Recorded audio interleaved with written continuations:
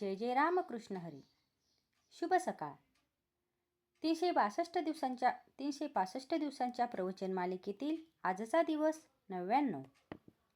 संत हे भगवंताची आठवण देण्याचे नेहमीच कार्य करीत असतात.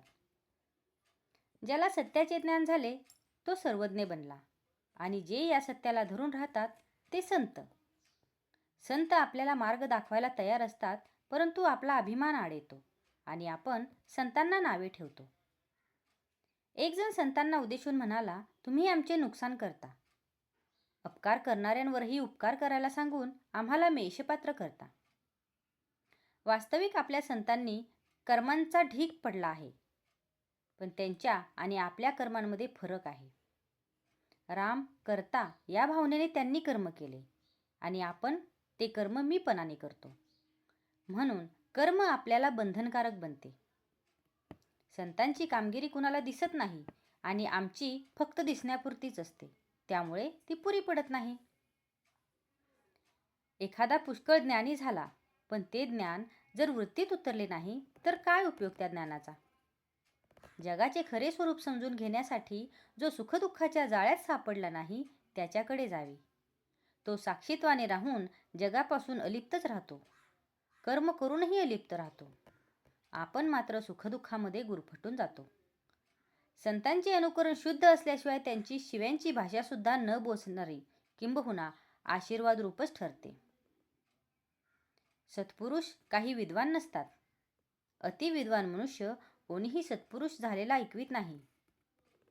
कुणी 8व्या वर्षीच घरातून निघून जातो, तर कुणी लग्नातून पळून जातो, तर कुणाला लिहायला वाचायलाही येत नाही. असे लोक सत्पुरुष झालेले आढळतात. संतांनी देह सोडल्यावर सुद्धा लोकांना त्यांचे अस्तित्व भासते. लहान मूल बाहेर खेळत असते, परंतु मध्येच त्याला आईची आठवण होऊन ते तिच्याकडे धाव घेते. याचा अर्थ असा की मुलाला आईचे सूक्ष्म स्मरण सतत असते. अगदी असंच भगवंताचा चटका, तशी त्याच्या अस्तित्वाची जाणीव, तशी त्याची निष्ठा ही आपल्याजवळ पाहिजे. भगवंताची अशी तळमळ लागली की मनुष्य वेडा बनतो. त्या स्थितीत त्याला कुणी संत भेटला की तो निवांत होतो. संत हे खरोखर आईसारखे आहेत. ते आपल्याला भगवंताची आठवण देण्याचे कार्य करीत असतात. सर्व जगावर संतांचे उपकार आहेत. त्यांनी परमात्म्याला सगुणात आणले आणि तो आपल्याला सुसैव केला. परमात्म्याला आपलासा करून घ्यायला नामस्मरण हे सोपे साधन दिले.